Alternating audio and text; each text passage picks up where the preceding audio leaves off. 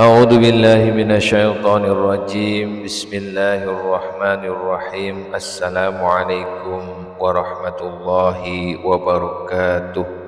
Syukur alhamdulillah kita masih bisa berjumpa kembali di channel kajian Islam ini. Salawat dan salam semoga tetap tercurahkan kepada junjungan kita Nabi besar Muhammad sallallahu alaihi wasallam. Allahumma sholli ala sayyidina Muhammad wa ala ali sayyidina Muhammad. Sahabat kajian Islam yang dirahmati Allah, pada kesempatan kali ini saya akan membahas tentang mengejar istiqomah sedekah subuh selama 40 hari tanpa putus. Sedekah subuh 40 hari adalah praktek sedekah yang dilakukan pada waktu subuh selama 40 hari tanpa putus. Tujuannya adalah untuk melatih diri agar istiqomah dan menjadi pribadi yang rajin bersedekah. Dalam hal ini, makna sedekah subuh sendiri adalah sedekah yang dilakukan dalam waktu subuh, yaitu waktu yang paling istimewa. Keistimewaan tersebut hadir karena waktu subuh menjadi waktu yang disaksikan dua kelompok malaikat, yakni malaikat penjaga malam dan malaikat penjaga siang. Keduanya bergantian pada waktu subuh. Waktu subuh sendiri dimulai ketika terbitnya fajar hingga terbitnya matahari.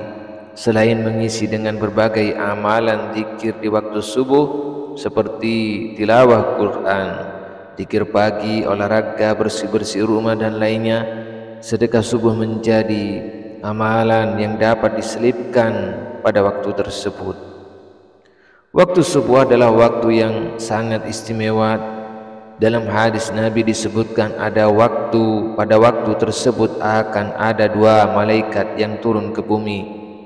Dalam hadis yang diriwayatkan Imam Bukhari dan Muslim disebutkan bahwa pada pagi hari ada dua malaikat yang turun ke bumi. Keduanya memanjatkan doa untuk orang yang senantiasa berinfak atau bersedekah, dan doa kepada orang yang bakhil atau enggan untuk bersedekah. Dari Abu Hurairah ia berkata bahwa Nabi Muhammad SAW bersabda yang artinya, ketika hamba berada di setiap pagi ada dua malaikat yang turun dan berdoa, ya Allah, berikanlah ganti pada yang gemar berinfak atau rajin memberi nafkah pada keluarga. Malaikat yang lain berdoa, ya Allah, berikanlah kebangkrutan bagi yang enggan bersedekah atau memberi nafkah. Hadis riwayat Bukhari. Sahabat kajian Islam yang dirahmati Allah, sedekah subuh 40 hari tanpa putus menjadi amalan sedekah yang dapat dikerjakan pada pagi hari.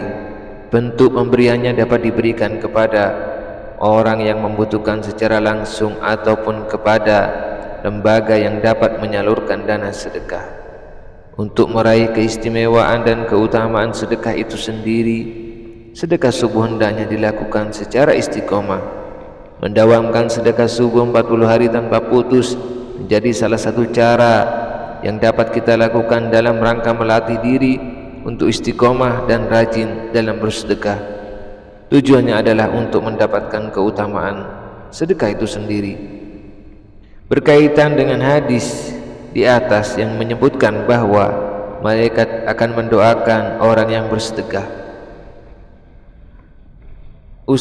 beberapa ustadz menyebutkan kata munfik yang disebut dalam hadis di atas maknanya adalah orang yang rajin berinfak atau bersedekah. Munfik ini orang yang rajin berinfak. Kemudian bahwa doa yang dipanjatkan malaikat tersebut berlaku selama 1 hari tersebut bagi orang yang rajin bersedekah. Kita mau sedekah kapan saja silakan masuk ke dalam doa malaikat.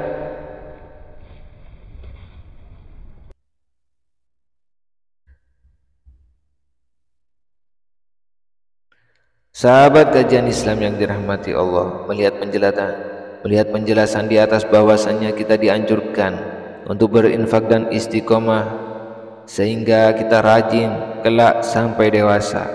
Dan bagi siapa saja yang bersedekah kapanpun itu, baik di waktu subuh atau di waktu lainnya, maka ia termasuk ke dalam orang yang didoakan oleh malaikat dengan doa berikut ini: ya Allah, berikanlah ganti pada yang gemar berinfak atau rajin memberi nafkah pada keluarga.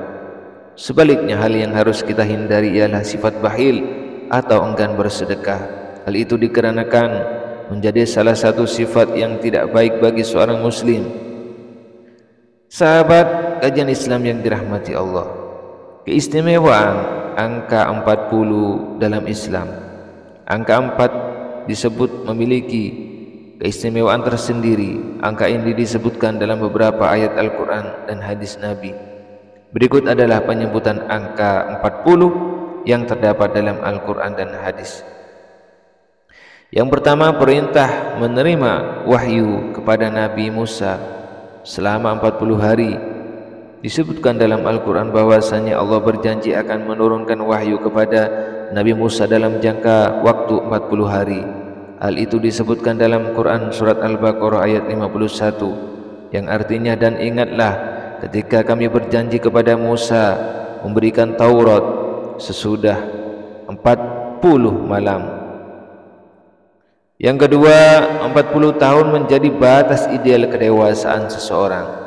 Dalam penggaran surat Al-Quran disebutkan bahwa manusia akan mencapai pusat kekuatan jasmani dan rohani pada usia ke-40 tahun. Allah berfirman yang artinya, kami perintahkan kepada manusia supaya berbuat baik kepada kedua orang tua bapak ibunya.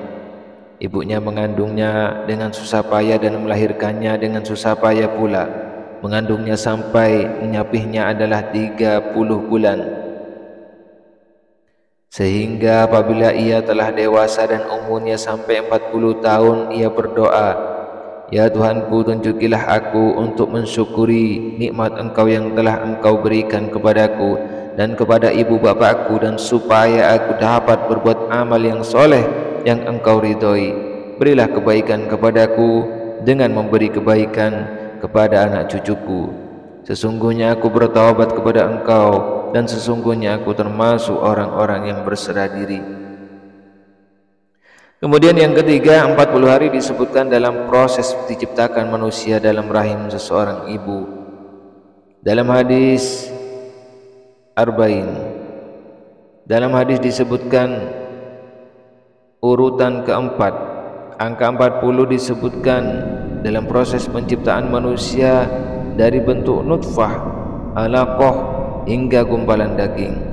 Berikut adalah hadis tentang tahapan penciptaan manusia dalam seorang ibu, yang artinya dari Abu Abdurrahman Abdullah bin Mas'ud radhiyallahu an, ia berkata, Rasulullah sallallahu alaihi wasallam menceritakan kepada kami, dan beliau adalah Asy-Syadiq Al-Masduq, yang benar lagi dibenarkan perkataannya.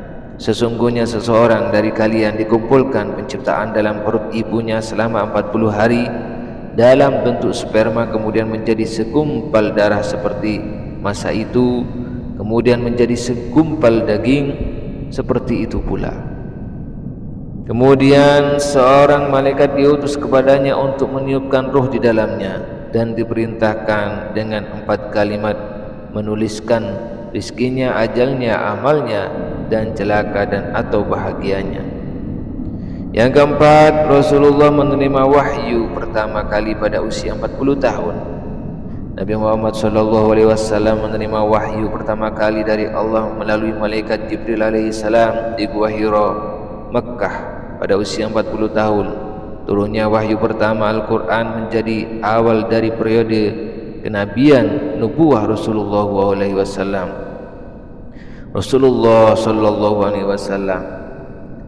Sahabat kajian Islam yang dirahmati Allah, demikianlah ulasan mengenai sedekah subuh 40 hari beserta keutamaannya. Angka 40 dalam Islam. Semoga demikianlah ulasan mengenai sedekah subuh 40 hari. Semoga bermanfaat bagi kita semua. Akhirul kalam, wassalamualaikum warahmatullahi wabarakatuh.